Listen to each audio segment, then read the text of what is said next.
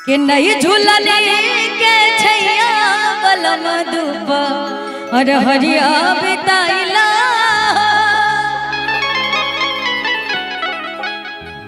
कि आवा बिताइला धूप हरिया बिताइला।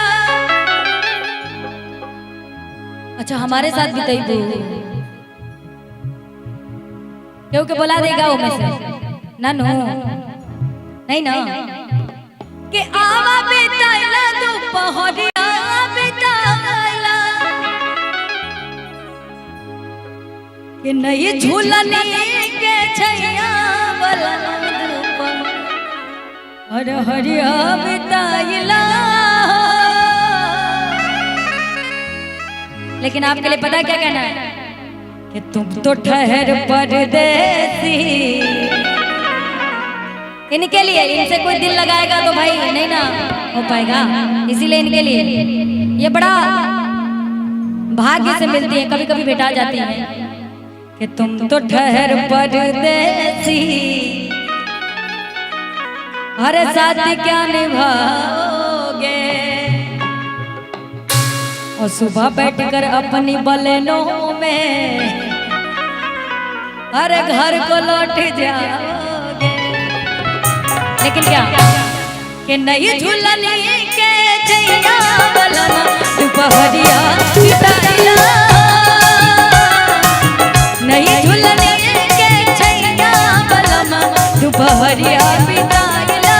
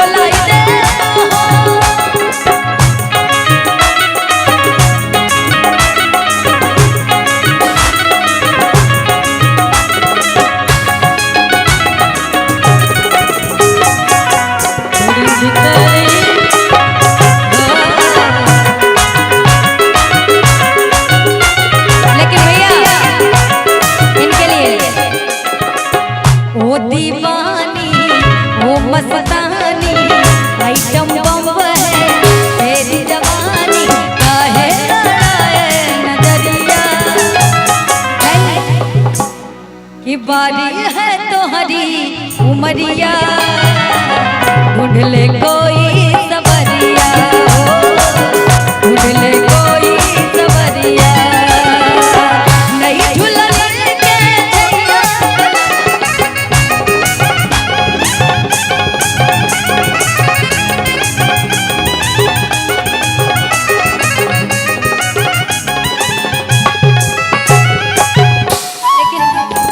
कैसे